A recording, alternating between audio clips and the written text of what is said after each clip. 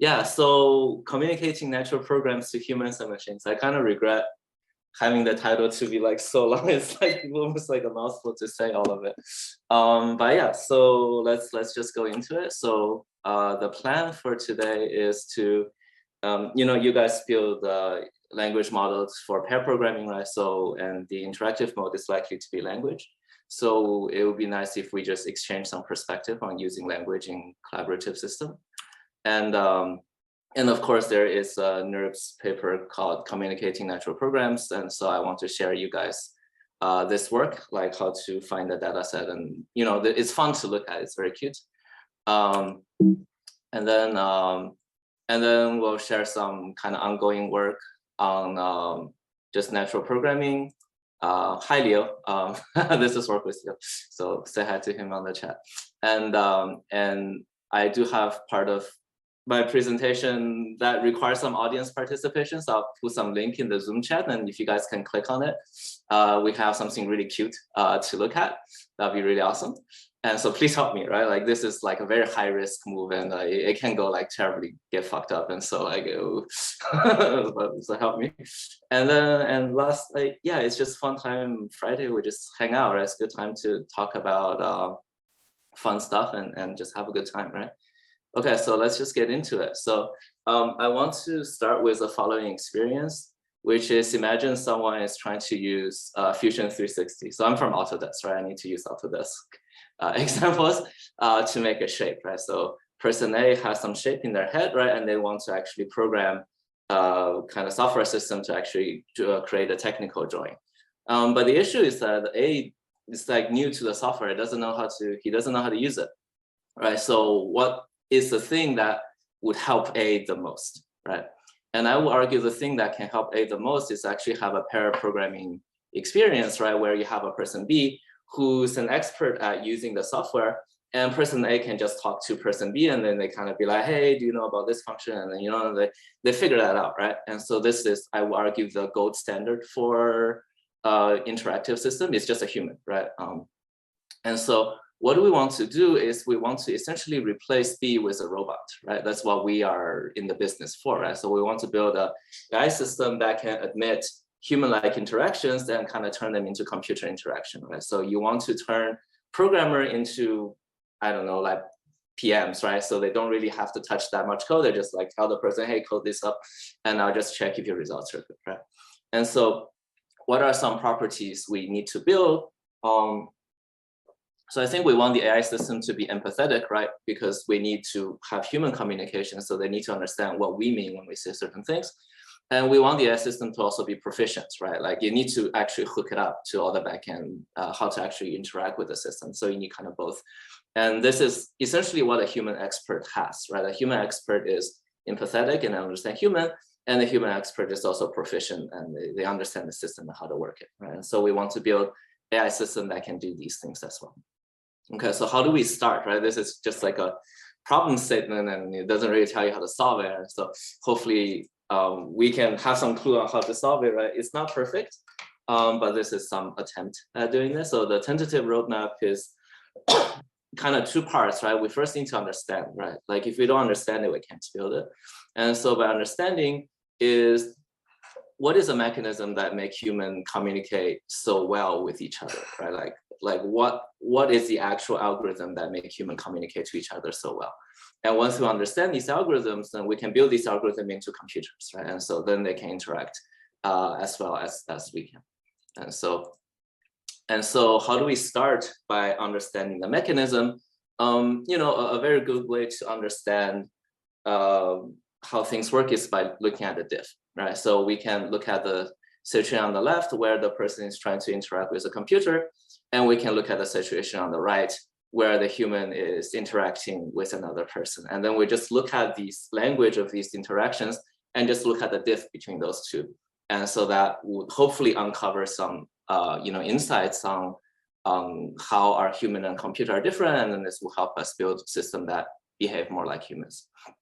And so how do we do that? Well, we kind of start by having these like natural programming tasks, right? So the idea is we can collect this data set of human interactions where person A instruct person B using natural language to do some task, right? So the idea is that person A has some task in their mind, and to kind of execute the task, A has to describe to B, which is kind of like the data set you guys are curating right now, right? It's like dialogue based, right?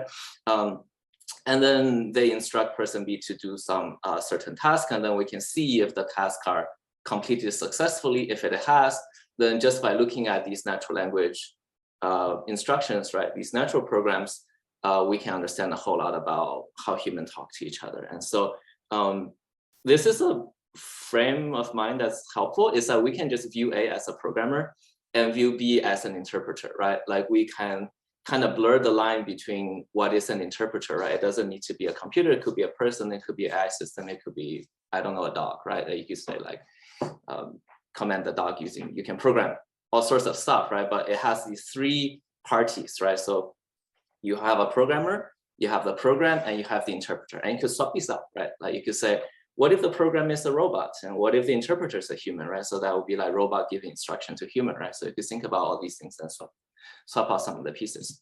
And so this is a part where I need your help, right? So this is high risk. I have a backup, so if it doesn't work, it'll be okay.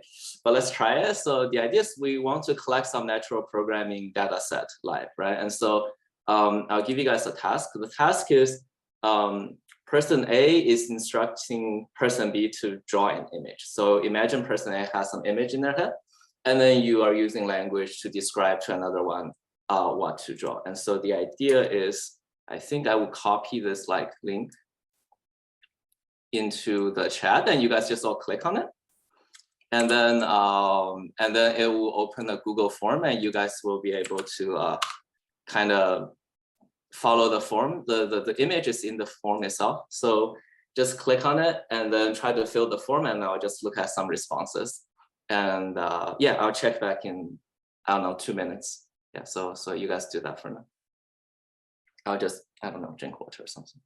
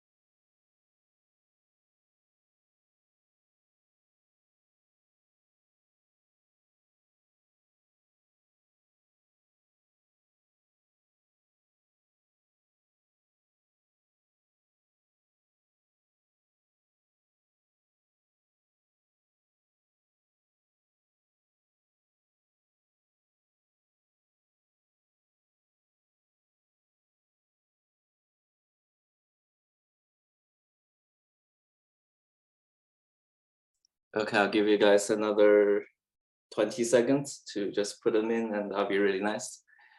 Yeah, we're getting responses. This is really cool. See, I'm collecting data set for free. I think that's cute. Don't need Amazon Turk anymore. I know, right? Like, just no, do like 100 more talks. That's all you need. I know. Okay, so let's stop, and you guys can still see my screen, right? So here are some description, right?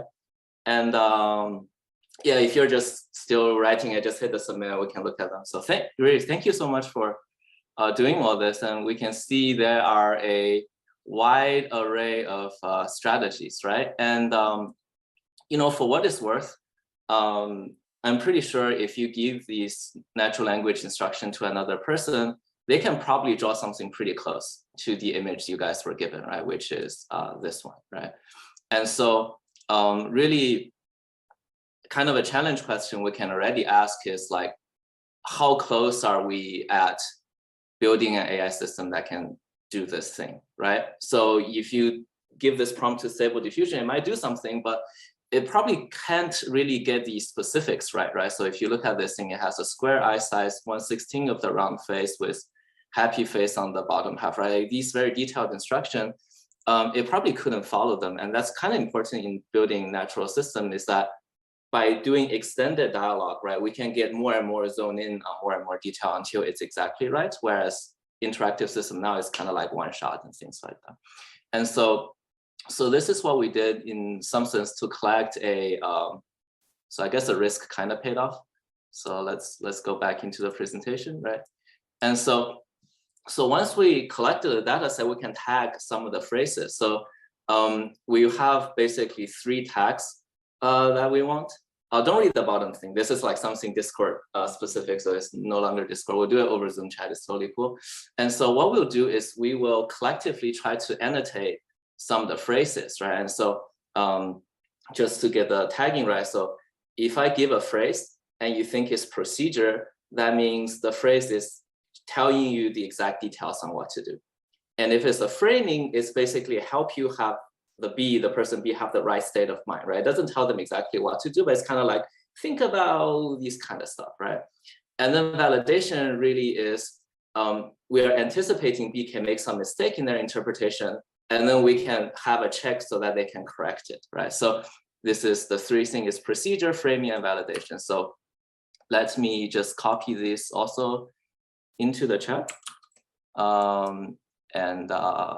We can rank some of these things. So I'll type the definition over here. And what I'll do is I will take the description, maybe just this one, and then just paste like a small part of it. And then you guys just type in the chat, P for procedure, F for framing, and V for validation, right? You could type multiple letters if you think it falls under multiple categories. So I'm gonna start with this thing. So what do you guys think this is? Just type. Am I the only one that can type in the chat actually? I think everyone should be able to type. Oh yeah, cool, awesome. Yeah, I see the responses, so right? So people seem to think this is more framing. Yep, okay, so I'm gonna type the next thing. So what about this guy? Yeah. It could be multiple tags, right? Like language is actually kind of hairy, so you could type whatever you want. Okay, so this one, people seems to have a split on, procedures and validation, right? Cool. And now the last one, how about this guy?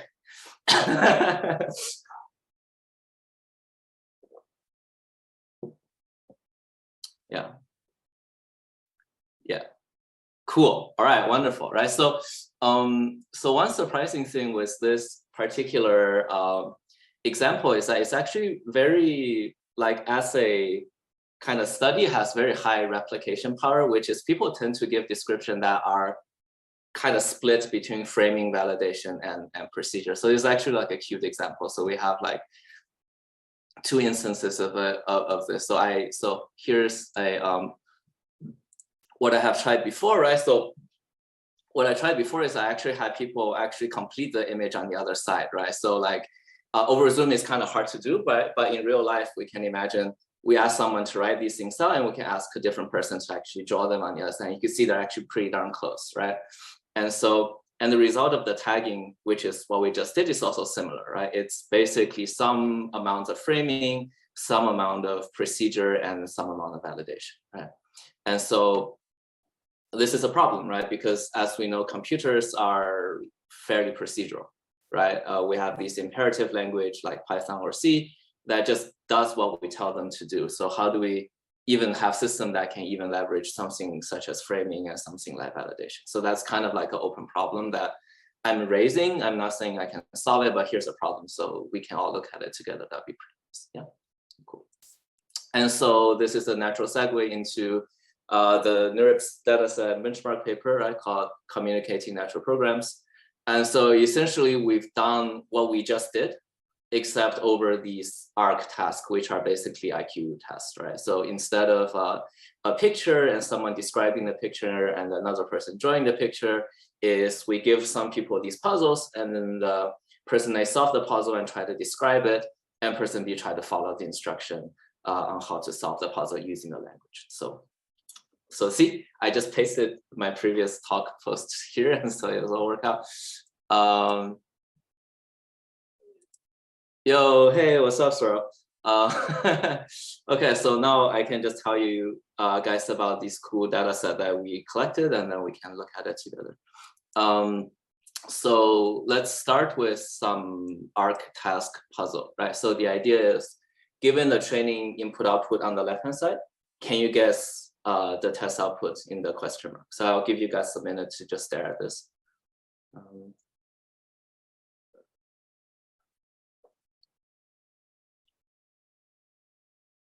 Okay, so hopefully this is not too difficult of a task, right? So humans seems to, I hope you guys all guess this one, right? Yeah, it's kind of reasonable. Okay, cool. So here's some questions, given that you are all like very smart AGI, system, right? So the questions are like, can you do this task? And the answer is yes, right? We just did it. How did you do it?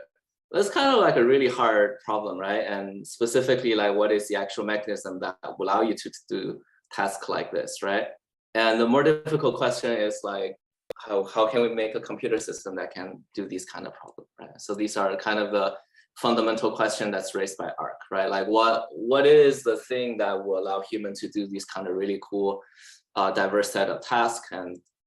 And so here are some more ARC tests. They all kind of look like little cute, like, IQ tests, right? They're kind of all like that. Is great. And so there are some other ARC tests. And so what they did with ARC is that we have study done by wonderful folks at NYU, and they've shown that humans are very good at solving them, right? So on average, a person like without any prior training, I think just on mTurk, right? They can solve 80% of the task given to them. But on the other hand, computers are really bad at it. And so ARC, there's a Kaggle competition on ARC in 2020, right? So where people build a program synthesis system and try to solve these kind of like grid tasks, right? And the best algorithm only solved 21%. So it's pretty abysmal. And so one of the key challenge that might not be so important for today's presentation, but I want to tell you is that ARC doesn't come with a DSL, right? It's just simply a set of tasks, but they're not really generated from a single underlying kind of programming construct, like, oh, this is like apply operator 5 and 6. This is how you get the answer. Like, it doesn't come with any of that. It's just, here are some tasks, figure out how to do it. And I think for this reason, ARC is actually really, really good as a data set, because most tasks in real life doesn't have DSL, right? Like if someone come in and say, hey, help me clean my room. Like, what is the DSL for cleaning my room, right? It doesn't really exist, right? But you only have space and distribution of tasks, but you don't really have a pre-baked, right? The perfect way to explain to the computer, here are how you can do it. And so just for that, I kind of like a side note, right? I would advocate people to collect data set that are more like ARC, right? It's not kind of backward where we made a DSL, we generate a whole bunch of tasks within the DSL, and let's run some kind of program synthesis on top of that. It's backward. It's like, here are some tasks. We have no idea how to do it. We might need to invent some new framework. We might need to remake, like, I don't know, Bootstrap, Ajax, whatever, right? Like, that's kind of how things are done in real life, right? We want to browse the internet. We want some async. We want some database. And then we made all these contraption afterward, right? Like, we didn't start with SQL, be like, oh, we can make website with SQL. I mean, that's so silly, right? So that's why ARC is a good data set, and that's why it's so difficult, because the majority of the work is put into people trying, like, bang their head, trying to come up with a DSL that can explain all of the ARC tasks, and it's actually not very successful. So that's why we only solve like a very small fraction. Okay, and so come back to a very difficult question, which is like, what does it take to build a computer system that can do ARC task, right? And so the kind of the intuitive, maybe the Josh Tenenbaum answer, right, which is just point your finger at people and be like, humans are clearly like the best thing ever, like they're so smart, we should just study people. This is a very good, metaphor, because they give you a gold standard to work towards, right? You're not like inventing a solution out of thin air. You have a target, right? Like, let's just try to imitate humans and see what will happen. And so this is what we do here as well. So how do humans do so well in ARC? That's actually kind of a difficult question to answer, right? Because the thought process within a person is actually very opaque, right? So a person can clearly do this task, but if we just point at the person's head, be like, hey, what's happening inside this person? We don't know, right? Like it's all in your own head, and I give you some input, you generate the output. Like we don't know what the thought process are.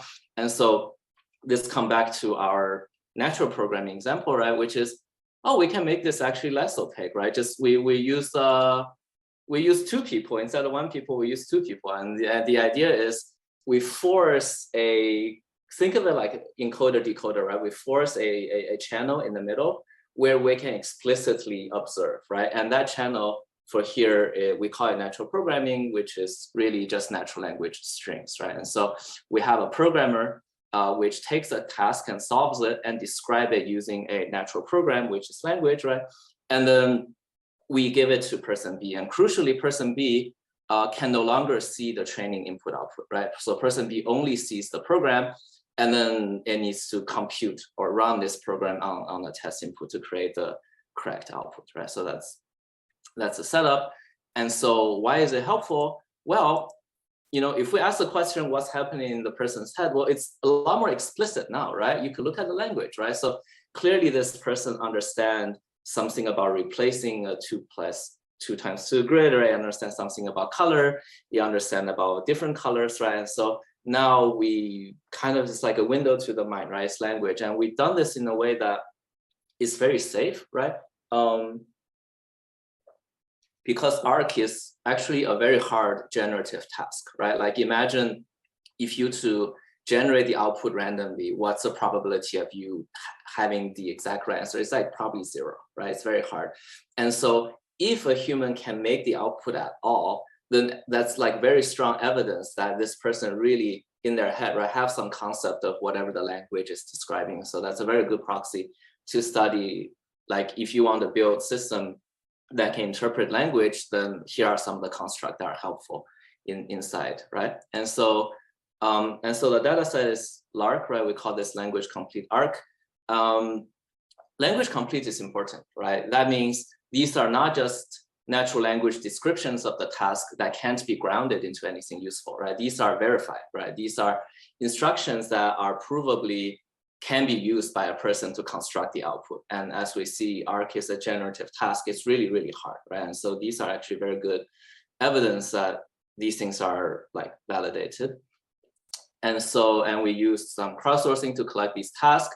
And it turns out that most of the tasks can be communicated this way, right? So if you had more time and budget, we could probably push it all the way to something like close to 400, right? So there are certain tasks that are fairly hard to describe using language, but you kind of still could do it. And so humans are not only good at solving tasks, like we're also good at telling other people how to solve tasks, right? So that's kind of the extension of LARC.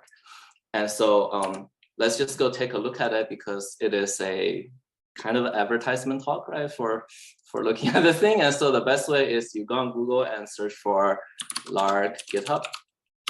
And if you just search for this, it's the first link that comes up. And so don't know if Sam is here, but yeah, thanks Sam for doing all of this work. And then Sam is awesome. And so the best thing to do is just go here, and then we can just look at the Explore interface. And I'll walk you through it, right? So this is a task. And yeah, it's pain, right? And so as you could see, it took many descriptions to even get this one right. And so let's just look at one of them. Yeah, so this one doesn't even have builds, because like the describer themselves were unsuccessful at even doing it. So maybe these are just bad examples. Let's like maybe go back to like a slightly easier task. Let's see, get some success. Also, this one looks slightly better, right? So what is this task? I don't really know, but maybe we'll have a good description. So this one is to make the output, make a gray grid with, if the input is red, I don't even know, okay? But we don't need to read too much detail, but the idea is that here's the original task, right? Which is described using this way. So this is our natural program. And these natural programs are given to these builders, right? And the builders need to recover the original image, which is this one. This is a test output, which is not shown, right? So they need to recover it. And so you can see this guy recovers it. And so we track everything, right? We track their keystroke. And so this is the actual action path showing kind of the trajectory into generated right thing. And so we have it for a lot of tasks here, including some successful and some unsuccessful one. And so, and it's all on this GitHub repo. It's stored as a big old JSON. You guys can try to look at it. It's very well documented. So yeah, just take a look if you have time. And so let's go back to this one, right? And so what we did with LARC is we also have tagged phrases, right? So very much like what we just did with a happy face example. So what we did is we, people, right, human in the lab, we took the sentences that are natural program and chopped up into like small phrases, right? And then we tag them. And among some of the tags are the important one, which is something like validation and procedure and framing, right? And so the key finding is that LARC has a huge amount of concept, right? So if you just do a word count on like the amount of different words people use to describe this task, it's like very huge.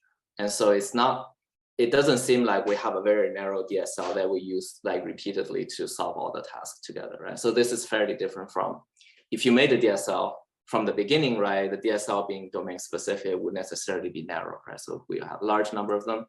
And the second one, which I think is most important, is people use a whole lot of framing and validation. And so kind of like what we did, except at a large scale, right? So just think of this as exactly what we did with happy face example, except over ARC task and a large scale. And so we can look at figure C, which is once we start tagging some of these phrases, right?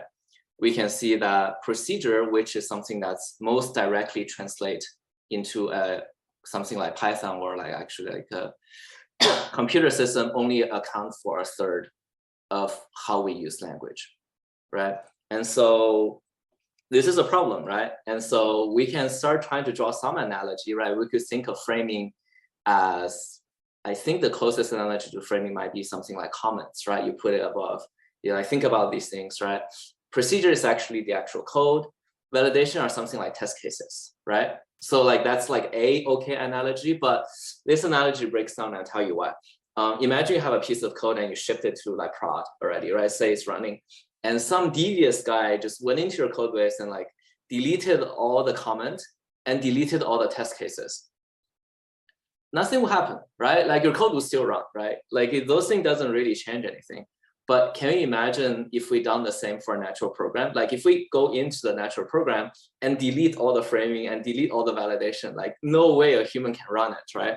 And so they're like really, really different. And it seems that these framing and validation, they're doing a lot of work on helping the person understand what to do and to interpret these natural language correctly. And so we need to somehow account for them in building kind of like similar systems, right?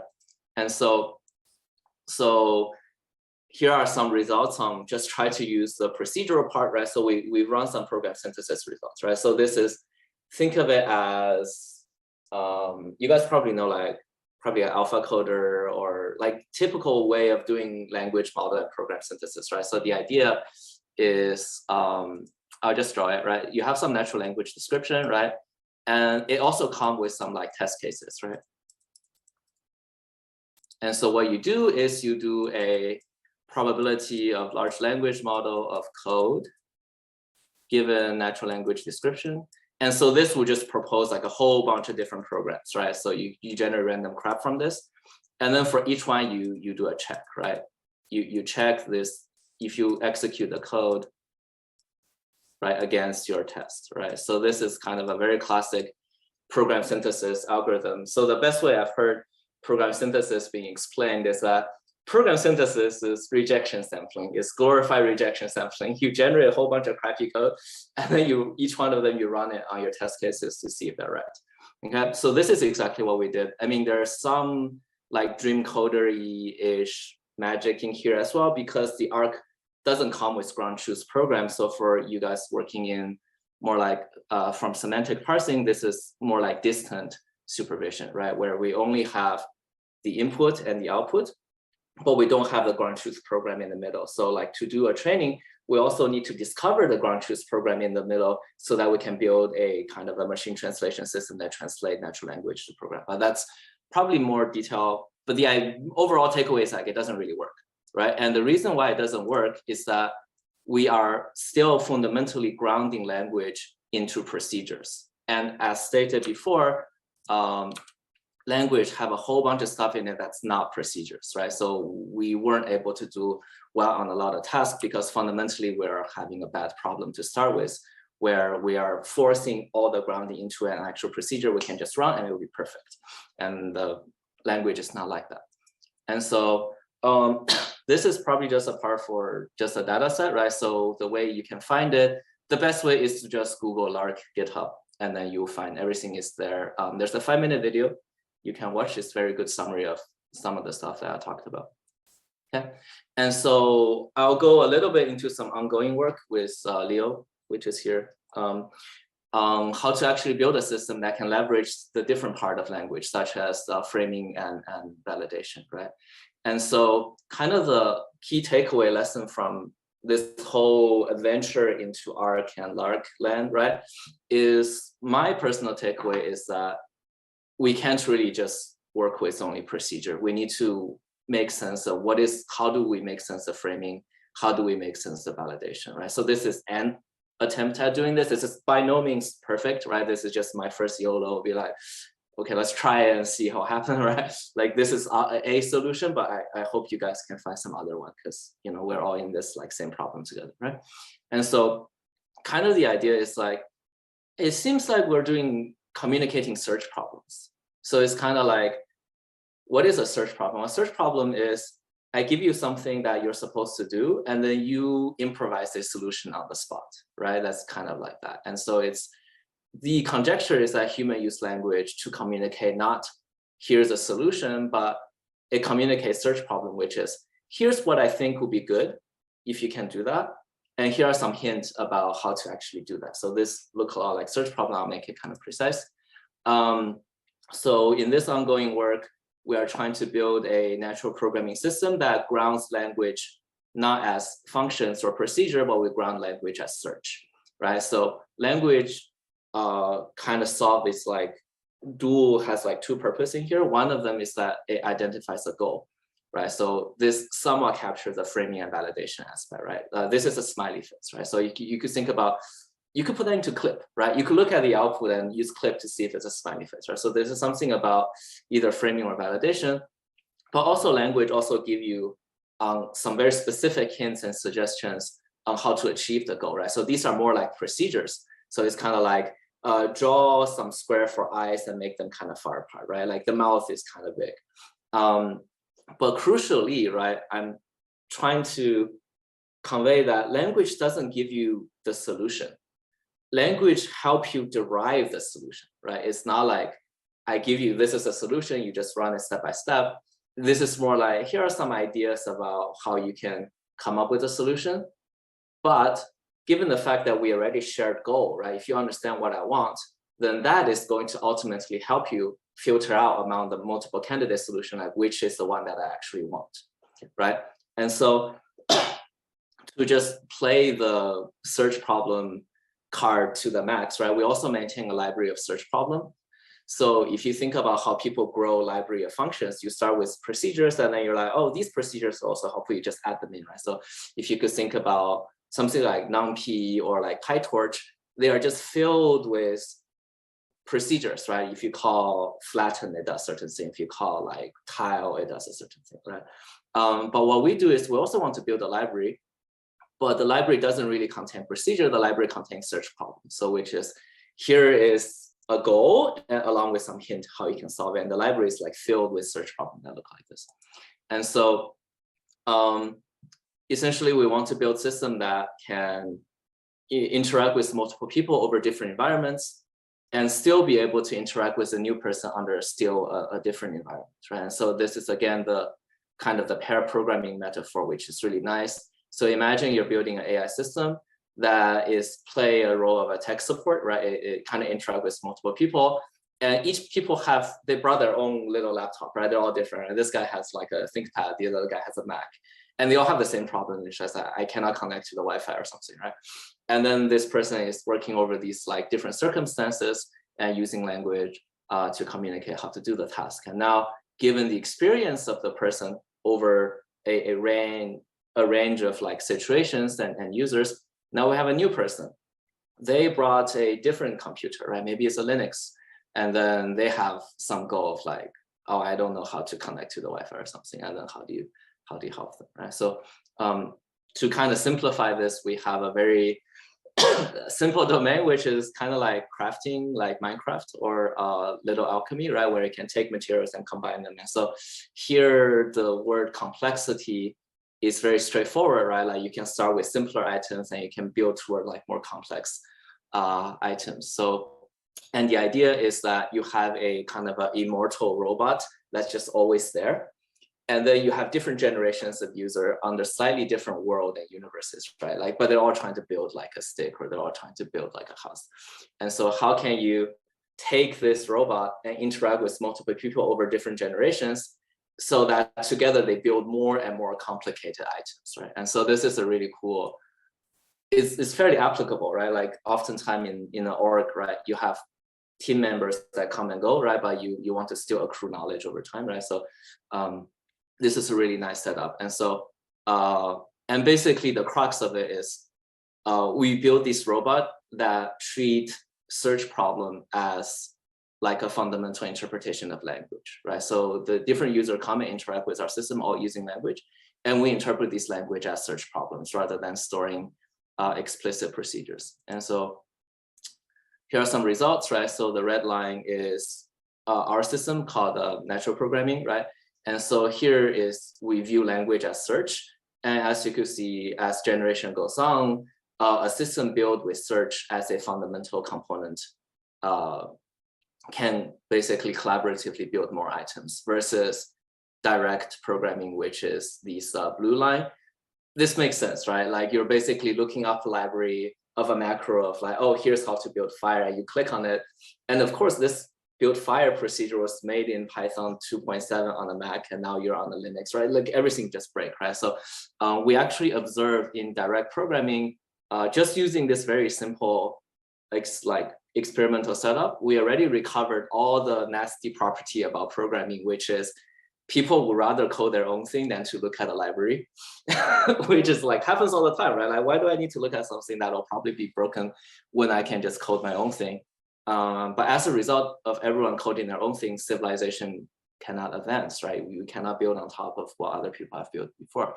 And so this is a very strong argument for, if you maintain a library, not of procedure, but of search problem, you can actually build more complex things over time and actually progress into, right? I mean, have you wondered why kind of like fundamentally, like not so much change from Facebook than MySpace, right? They're kind of very similar, right? But just because it's so hard to actually build on top of like what has happened before. So we're actually always kind of stuck on solving the same problem over and over. Okay, so just we're about time, and then so let's do some recap, right? And so what's our goal, right? I think we are, in some sense, we're in the same biz, right? We're building pair AI programmer, right? So what's the goal? I mean, a good goal is to try to emulate a human expert, right? So whenever you're building an AI assistant, you can at least ask the question, damn, if a human was here, I could have done all these things, and my system can't do these things. So that kind of have a very clear direction on what you guys or us, right, we can work on, right, to turn basically a expert into a system, right? Just look at what we could still be doing, but we still weren't able to do that, right? And then in terms of understanding language, I would say it's very helpful to study how humans program each other. And I think this is something you guys do fairly well at Carper, which is you guys are not fundamentally allergic to end users, right? I think this is a problem of people who work in machine learning, right? We tend to prefer, give us a big old CSV file, and then we run a model, and then like some number comes up good, right? but building systems that actually have a stronger coupling with how end user interact with it, have more like dynamics and interaction, I think is very good. So in some sense, like, don't be afraid of users, just embrace it. It's gonna be very hairy, but it's necessary if we do want to build interactive system, right? Fundamentally, right? We can't be just optimizing certain metrics on a well-known data set, right? We should be go out there collecting more human things. And so speaking of human, right? Human have theory of mind when communicating, right? And so the way we use language is really, I'm talking to another person, so I'm going to choose my word that makes it easy for another person to understand me, right? So these language are not created from a vacuum, but these language are essentially created for its most common use, which is to instruct other people, right? So we just want to keep that in mind, right? Like, we don't want to take language out of context, right? It's always in context. It's always used to actually do something. And typically the doer is another person, right? That's the interpreter, right? And so really, we want to think about the triple, right? So in thinking about communication, we want to think about, here's a programmer, here's a language, and here's the interpreter, right? So it's not very helpful to just write down the language in like a programming language way, write down the semantics, like this is how the language should be interpreted. And then you kind of ignore the programmer, whether they can even use the language, and you ignore the interpreter, whether they can even execute the language. So it's much better to have a more holistic picture, thinking about here's the programmer, here's the language they use to program, and here's the interpreter that can interpret this language, right? And so in terms of interpreter, the most common interpreter in the world, like right now, are human, right? Like, we are the interpreter of natural instructions, right? So by understanding human, it's very helpful, right? Like, what are human? Well, I would say human are empathetic and improvising, right? And so a lot of how we naturally communicate to other people is a reflection of that, right? So since we are improvising, we could get stuff wrong, right? So that's why we have validation, right? It's kind of like, I know you're gonna try a whole bunch of random stuff, but like, just to make sure you try the right thing, right? Like, make sure the eyes are the same size and they're far apart, right? So these are validation, and it's a consequence that humans are improvising when they're interpreting language, okay? And so lastly, some challenges. I think the big one really is value alignment. At least that's what I think is a really big one. Because if our value are aligned, right, a machine can actually act on your behalf, right? You made a little deputy. So you could think of a situation where, like, how comfortable are you after interacting with a machine for a certain amount of time? Like, how comfortable are you just like walk out of the room and be like, just carry on whatever you're doing on some tasks that look like what I showed you for a day, and come back and have not everything burned down or turned into paper clips, right? So that's a joke, right? And so you don't have to babysit it, right? And so and that's how you get leverage, right? Like, that's why do I want to tell another person to do something? Well, like, I don't need to babysit the person after a while, right? Because we share the value. And so the person might encounter a lot of different circumstances, but because the person know what I want and the person can improvise, they can kind of just like smoothly work over all the different kind of circumstances and still be okay, right? So be able to align value with a machine, I think, is a very big problem. And another one, which is a bit more abstract, which is, it seems like by looking at LARC and ARC, it seems like people have different DSL per problem. So it's not like we have a same programming language that we use for like all the tasks we ever wanted to do. It's kind of like, for the task we want to do, we kind of like quickly come up with some right abstraction on the fly and be like, okay, when I say circle, it means this, right? Like, and how do you even solve that problem? I have no idea, but that seems to be what humans are doing. Cool. And so that's the end. And yeah, and so I think, yeah, 45 minutes, we're good. And so, yeah, questions and things. Yeah, give me the clap icon. Great job, Yewen. Awesome presentation. So yeah, we'll move on to questions. If you have a question, go ahead and put it in the chat, or raise your hand and I'll unmute you and you can ask it directly. Yeah, a bit of self-plug. I made a blog post on program synthesis. I think it's really well written, or at least I think. So if you guys want to go like take a look at it, it's basically kind of explaining program synthesis from a communication point of view, right? Like, and so I think it's pretty fun. If you guys have like a day or just like take a look at it, that would be really awesome. Yeah. Awesome. So yeah, cool. Okay, yeah, questions.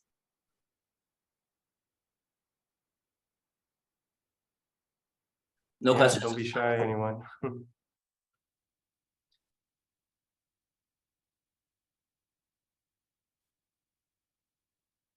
I guess I'll start off with that. Oh, let me go. All right. Go ahead, John. Hey, John. So on the really interesting stuff, first of all, on the one of the last slides, maybe we could go back. You could pull up the slide on the alignment part, the value line. Yeah. So curious, like, just if you could expand on your thoughts on that in the context of the rest of your work here. In terms of like, totally agree on these bullet points, but what are your thoughts on like how to begin to move towards implementing that given your framework? Yeah, very cool. I would say I don't really know, but I thought about it for a while. So let me at least say what I think is maybe helpful. In programming and in design, even at Autodesk, we throw the word intent a lot, right? Which is like design intent or like intent understanding of the user. And so one way to kind of operationalize the word intent is you could think of it as a value function over trajectories. So if you think of, like I like to think a programming environment as a MDP, right? Like it has a certain state on the computer, and by you typing different things, you drive it to different states. So like in programming, you're really kind of playing this like MDP game of like, can I issue the right action so that I can transition through like a sequence of states, right? And so if you take this view, then a good way to model value or intent is actually just value over trajectories, right? It's like if the YouTube video goes through at a smooth frame of like 60 frames per second for like 1 minute over my favorite video, then I'm really happy.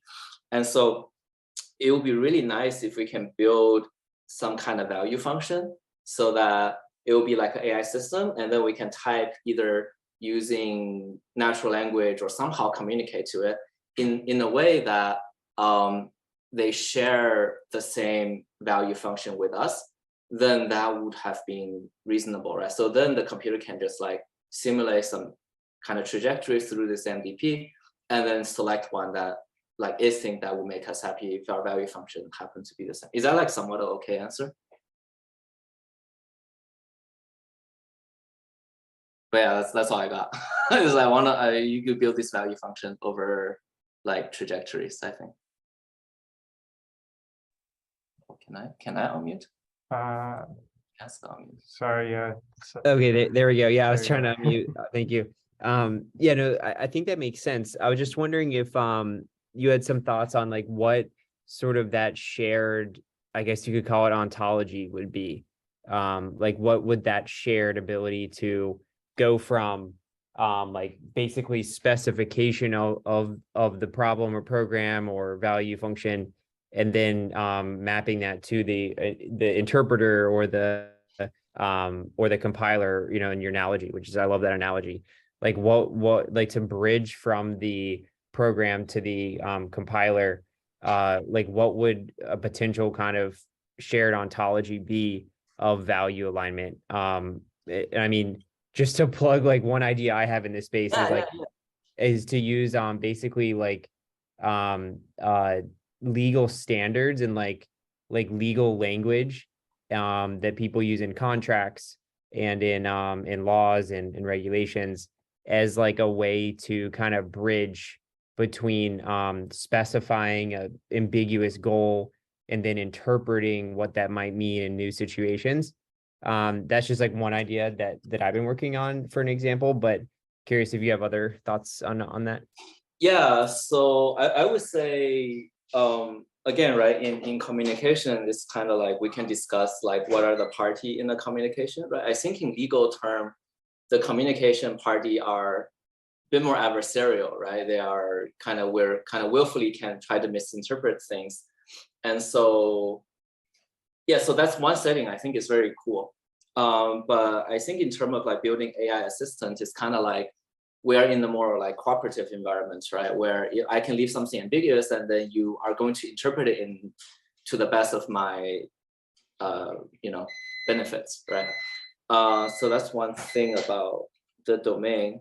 In general, I think I don't have an answer, but it's good to have some kind of frame to think about stuff, which is what's the difference between like intent and specification, right? So like intent is something, for me, is something that the user have, like it's in our mind, it's in the human's mind. And specification is kind of like what fraction of that I can actually put into the computer so that the computer understand that I understand that the computer understands that we're on the same page, right? So there's going to be always some kind of a gap between the actual intent of what I want the computer to do versus how can I spec it to a computer, right? Like there is a difference between them.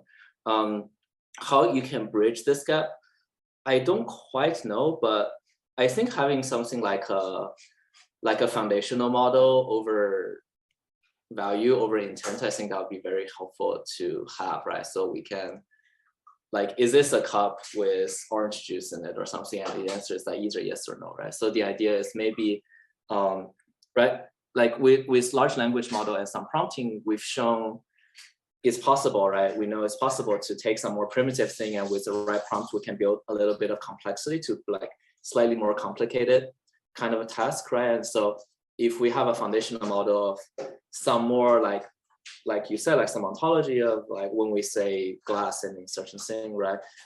If we can agree on that, maybe given what foundational model could do, we can maybe be able to like build a little bit through either prompting or something to build like more complicated value to align. Yeah, that's my thought. It's not very good. I don't know. Like we need to solve it, but I don't know how. But we need to solve it. You know, like that's kind of my stance on it now. Like, I don't really know, but it's important. Yeah. Okay, I think we have time for like maybe one more question. Okay. Theodoros says, do you see value in interfaces themselves for creating a form of information transfer between AI and human? I like the idea of language as search. Could actions within an interface can play a role in that as well? Yeah. So I think humans draw information from everything.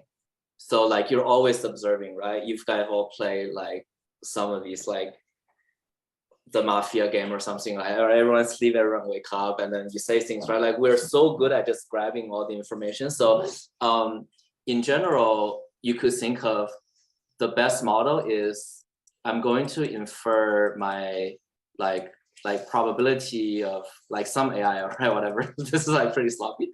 Is I'm going to try to infer your intent based on D, and D really is like all previous interaction.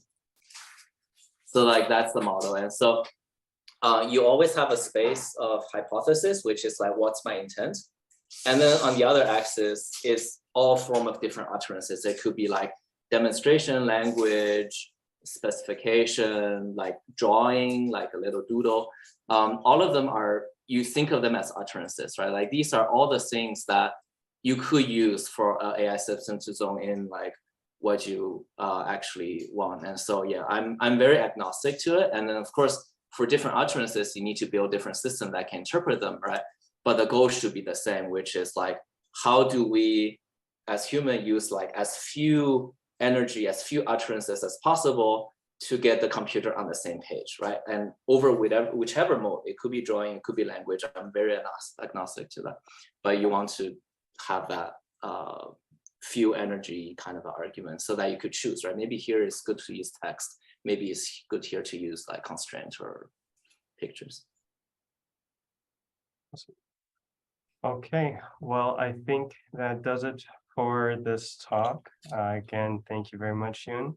Really great talk. Yeah, follow my Twitter, please. Instagram, Twitter, GitHub. Yeah, just a Twitter. Influencer. Evan Bounce, yeah, go check it out. Cool. right, So that's thank you, it. everyone. This video Thanks. has been recorded. So Yeah, you can thanks. recheck it Bye. out. Yeah. See you. Bye.